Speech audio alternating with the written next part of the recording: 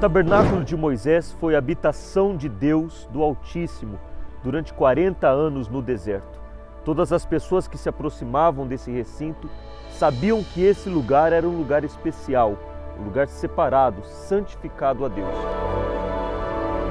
As pessoas não poderiam simplesmente aparecer aqui e falar: "Ah, eu quero entrar". Todas as pessoas que quisessem ter um compromisso com Deus teriam que provar esse compromisso através de um sacrifício.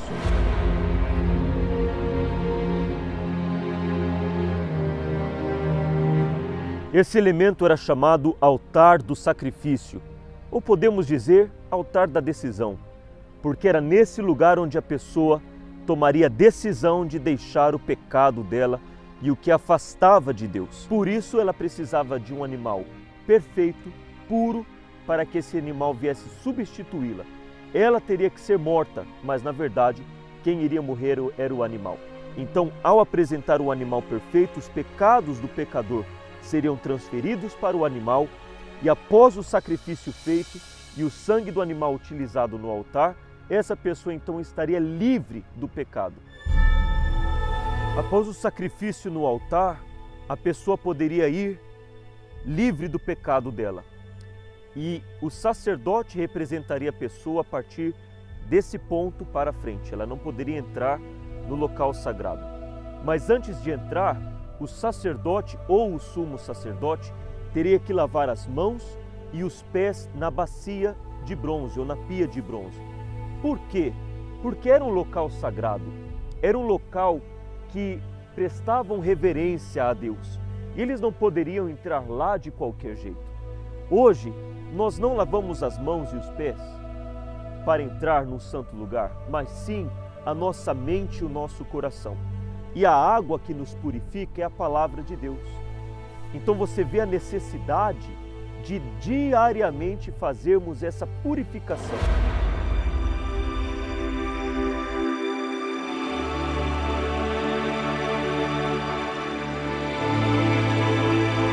O serviço sagrado no santuário acontecia todos os dias. A primeira coisa que acontecia, os sacerdotes vinham para a mesa dos pães e ele examinava cada pão que estava sobre a mesa. Existiam 12 pães. Obviamente, as pessoas não tinham acesso a esse lugar. No entanto, cada pão representava uma tribo. Por isso, 12 pães, que iguala às 12 tribos. Todos os dias os sacerdotes examinavam os pães para ver se estava criando algum mofo ou não. E a cada 7 dias ele se alimentava desse pão. Então, da mesma forma que ele cuidava do pão que representava o povo, a tribo, esse povo dava de alimento para o sacerdote. Hoje não é diferente. Os homens de Deus cuidam do povo, oram pelo povo, jejuam pelo povo. Sempre estão prestando atenção para que o povo não venha padecer ou, em outras palavras, mofar, assim como acontecia no passado com os pães. Então, da mesma forma que o homem de Deus hoje cuida do povo, o povo também supre as necessidades do homem de Deus e da obra de Deus através dos seus dízimos e das suas ofertas. Então havia ali uma troca.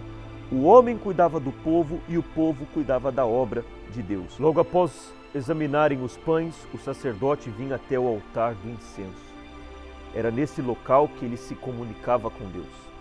Todos os dias, pela manhã e pelo entardecer, ele teria que fazer o sacrifício no altar, ele teria que examinar os pães e, eventualmente, ele teria que se comunicar com Deus. Então, o carvão do altar do sacrifício que ele apresentou lá fora, seria a prova de que ele entrou aqui sem o pecado dele, entrou aqui com sinceridade.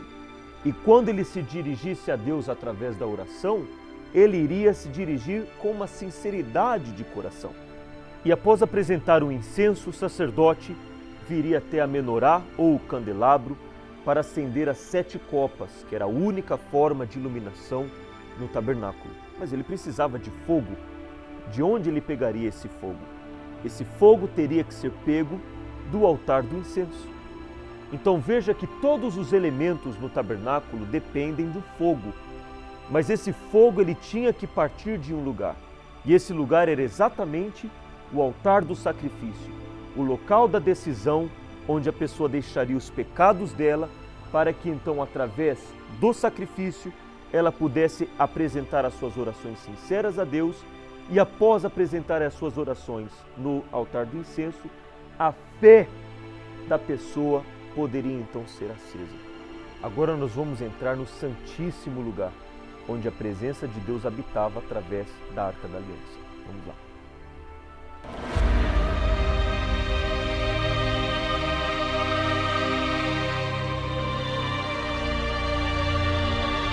A Arca da Aliança era o símbolo do pacto de Deus com o povo de Israel. Era um pacto de obediência, pacto de entrega total. E o nome Arca da Aliança já nos remete a uma aliança. É o que temos quando nos casamos.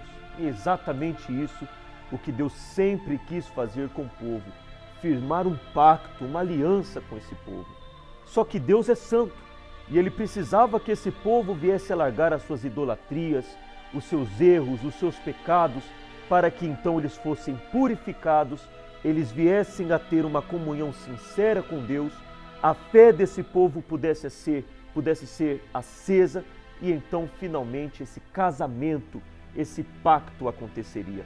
E assim como esse local, o Santo dos Santos, representa a aliança que Deus fez com o povo no deserto, através da Arca da Aliança, nós vamos deixar aqui as fotografias de todos os fiéis, de todos aqueles que decidiram firmar um pacto com Deus Altíssimo, um pacto de fidelidade, um pacto de obediência através deste casamento por toda a vida. Vai ser aqui neste local.